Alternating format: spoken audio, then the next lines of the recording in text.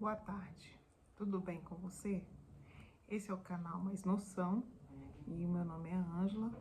Eu estou aqui para falar com você sobre a palavra de Deus, sobre o livro de Naamã.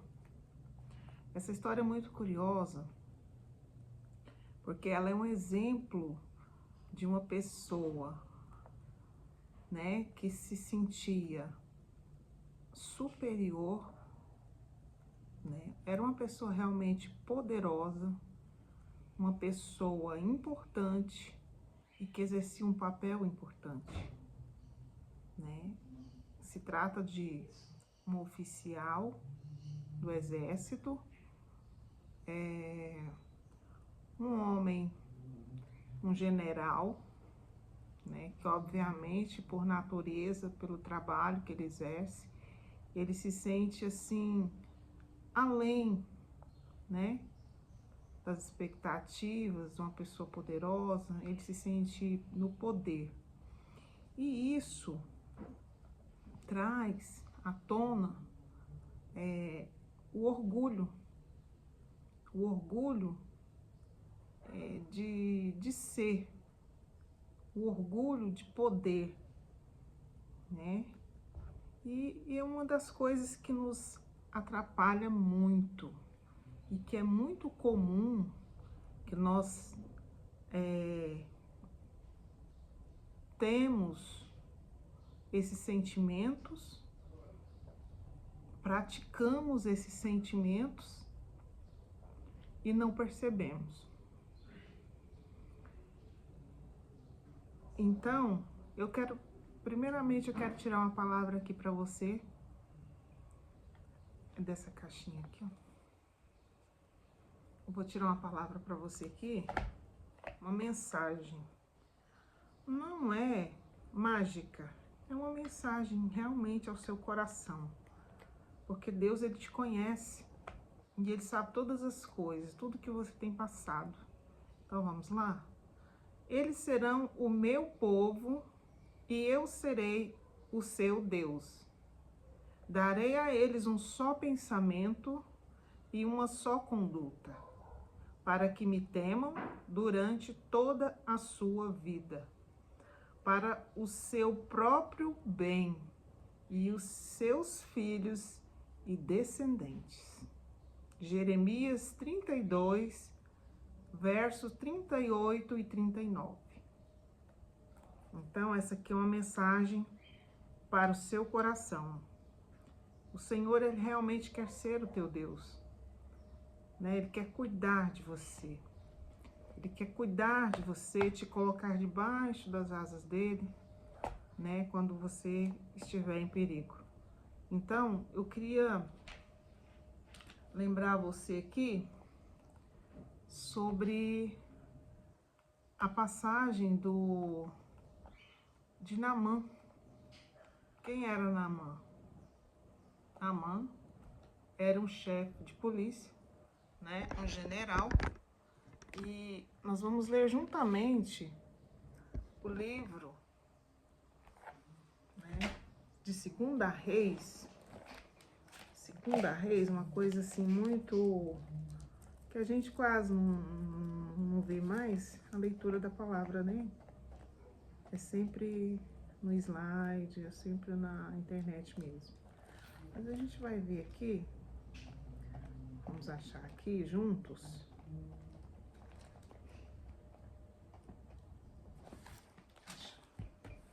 Capítulo 5. Vamos lá. Capítulo 5.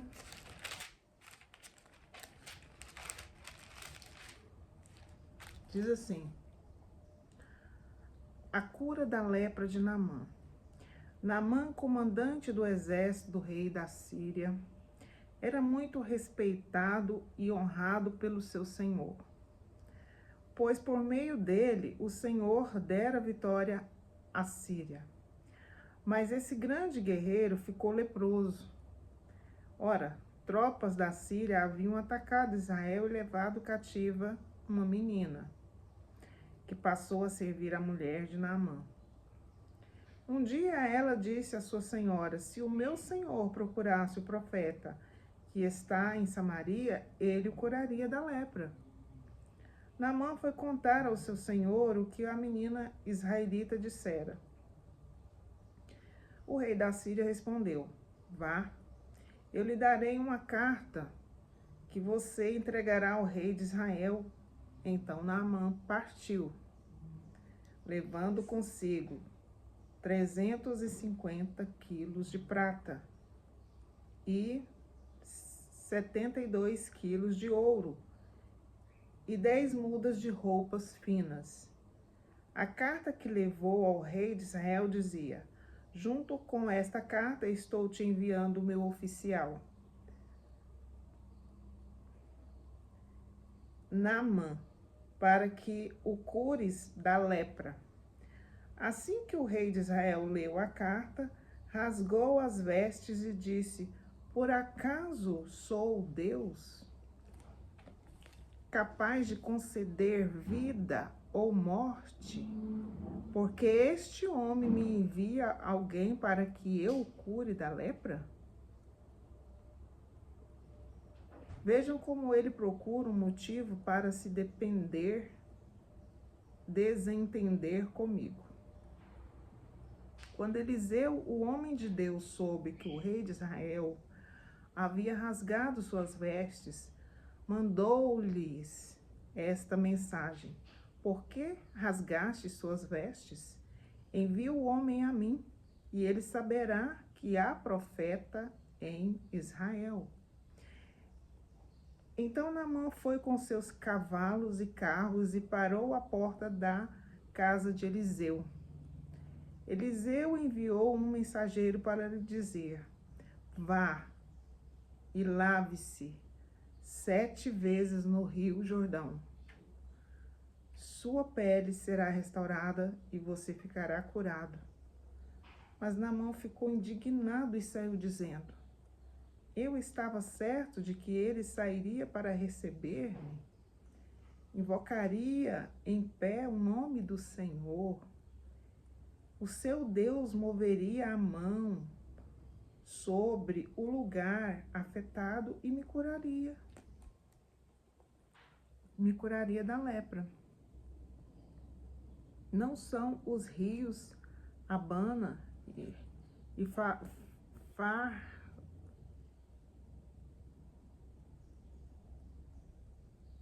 só até aqui, vamos lá. O que aconteceu aqui? Naamã, ele achou que ia ser recebido, né? Em outras palavras, ele achou que ia ser recebido com festas, com homenagem, né? Com a reverência. Ele achou que ia ser recebido, nossa, com, sabe, detalhes de uma pessoa como ele normalmente receberia, né? Homenagem e tal. E só que ele foi recebido simplesmente como qualquer um outro, qualquer outra pessoa que também tem seus valores. Mas Naamã não percebia isso, porque normalmente quando nós agimos com o orgulho, nós não pensamos na simplicidade, né? Nós pensamos só no, né, onde seremos postos, onde iremos, onde alcançaremos, quem nos receberá, né? Quem somos, por que somos. Então, o Naamã, ele estava com lepra. E ele nem foi por causa da fé que ele tinha em Deus, porque ele foi por causa de uma notícia que ele ouviu que Jesus o poderia curar, né? Só que no momento em que ele mandou essa carta caiu na mão de outra pessoa lá aonde ele iria. A pessoa ficou apavorada porque, né, não seria ele o curador. Então, ele pensou dessa forma. E nós também não somos diferentes, nós pensamos assim também. Quantas vezes às vezes você vai a algum lugar e você queria ser atendido melhor, você queria uma atenção maior. Talvez você vá num lugar mais, né, simples, e você está superior, e você queria uma atenção maior também. Queria algo mais, né? Essa é a linguagem humana, essa fraqueza humana, né? É aquela soberba humana. Às vezes as pessoas falam, nossa, mas soberba, né? Hipocrisia, né? Não sou isso, não. Orgulhoso, não sou, não. Eu não sou orgulhoso, não. Eu não sou soberbo. Eu não sou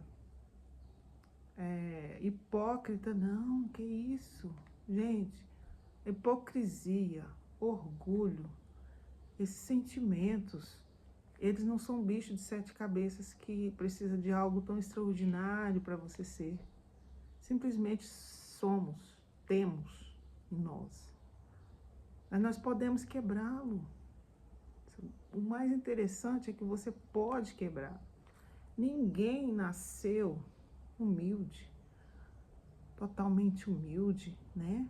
Ninguém nasceu totalmente entendido de que soberba e orgulho, né, é uma coisa ruim e que você não deve andar nesse caminho. Você não aprendeu, talvez você não aprendeu ainda.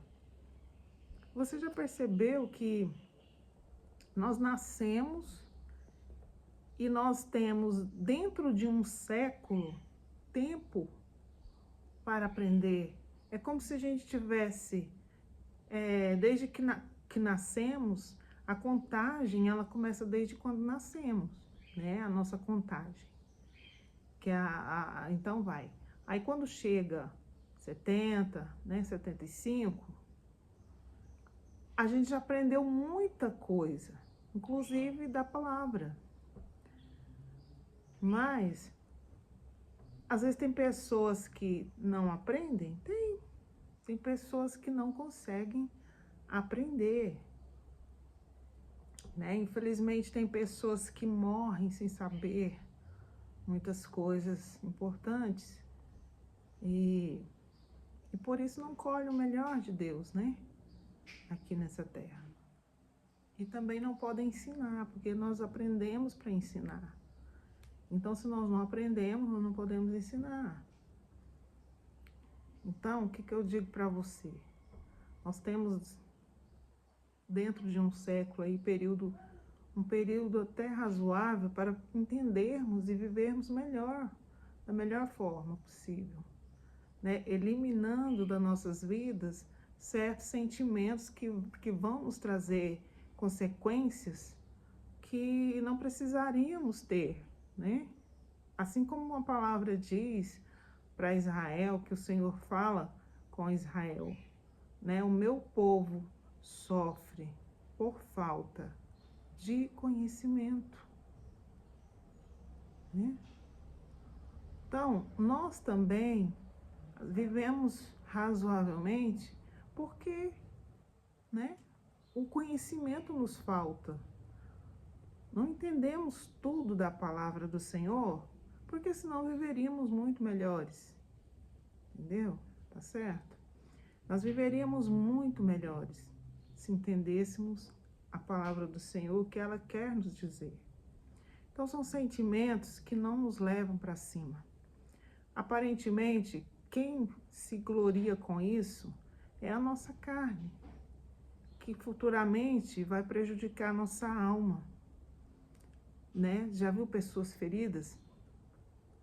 Você já viu pessoas que têm tudo em ordem, conseguiu colocar a sua vida em ordem, as suas finanças, né? Conseguiu colocar o seu corpo em dias, na academia, na sua plástica, né? Consertou os dentes, está namorando, mas algo lhe falta, não é verdade? Mas algo lhe falta. Por quê? Porque esses sentimentos elevam a carne. E a carne, nós sabemos que ela é insaciável. Quando você conquista aquilo que você queria, ela vai te pedir mais coisas. Eu quero agora isso, isso e isso. Não tem fim. Então você se torna escravo de si mesmo. Escravo da sua carne. E a alma?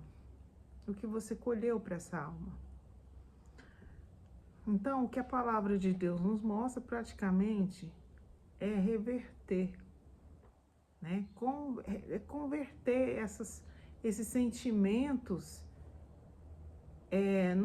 em seus antônimos. Em seus antônimos. Se eu era soberbo, me torno humilde, né? A sua carne vai ficar se sentindo inferior, porque a nossa carne, ela se alegra com o que é carnal, né? Digamos assim. O que é carnal se alegra. Quando é coisa para o espírito se alimentar, a carne, ela nem se sente bem, né? Às vezes eu falo, não quero ouvir essa música. Não era essa música que eu queria. Eu quero ouvir um pagodinho. Eu quero ouvir um sambinha, né? Não tem nada de errado, você sabe por quê? Até mesmo porque se você decidiu ouvir isso, é uma liberdade sua, é o seu direito, você tem direito. Mas é necessário que você saiba, né, que para alimentar a sua alma, você precisa ouvir algo para sua alma, algo santo, né? Não precisa você ser santo para ouvir algo santo. Você pode ouvir, entendido? Porque às vezes nós, quando estamos no pecado, convivendo, a gente se suja tanto que a gente pensa assim, que algo santo está muito além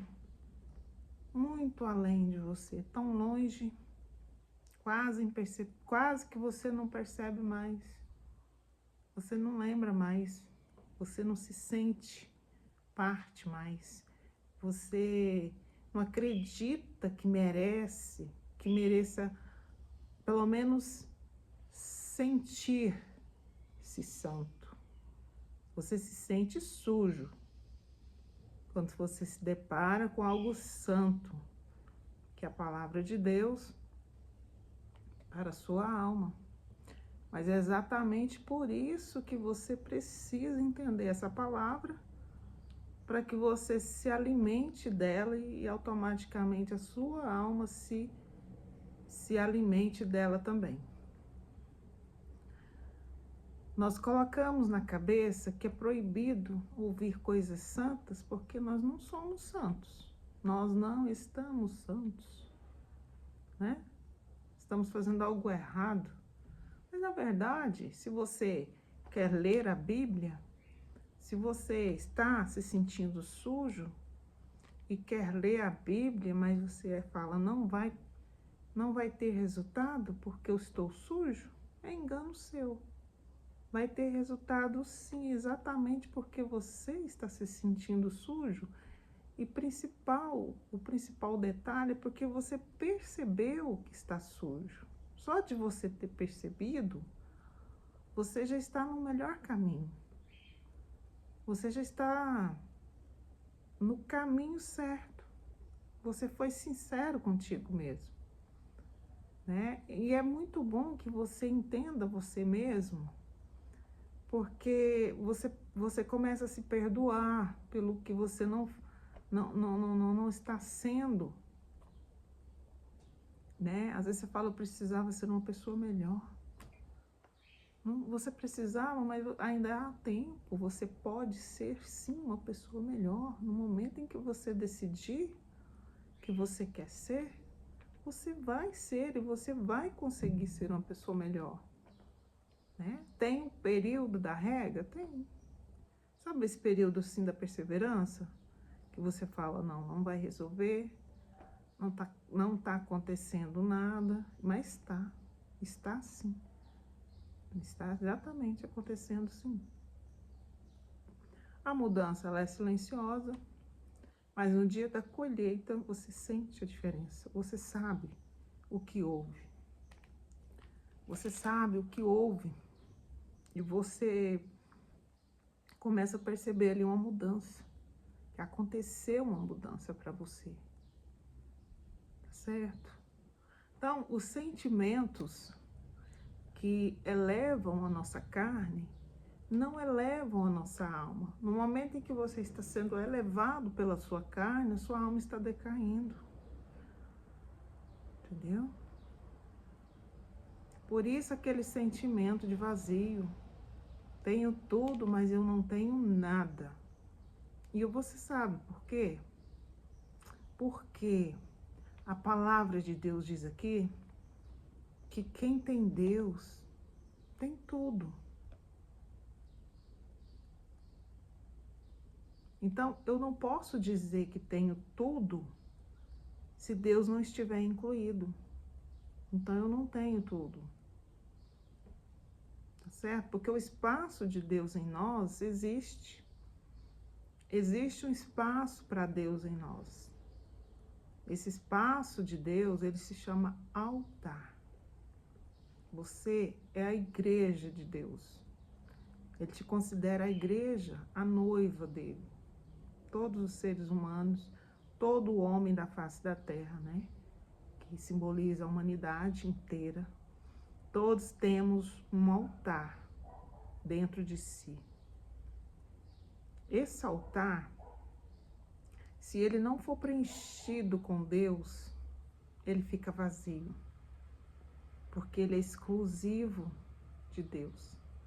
Por isso, quando você se completa, você chega na sua meta, você se sente vazio, falta algo. Todas as pessoas que eu já conversei, que já venceram na vida, me dizem sobre esse vazio, falta alguma coisa, né?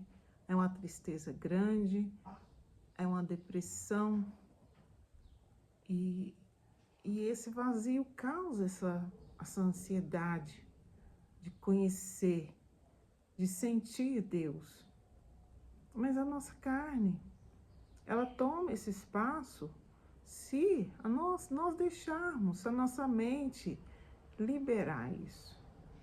Por que a nossa mente? Porque é ela que determina o que devemos fazer, para onde vamos, o que eu posso fazer, o que eu quero fazer, o que vai ser melhor para mim. O que vai ser melhor para mim?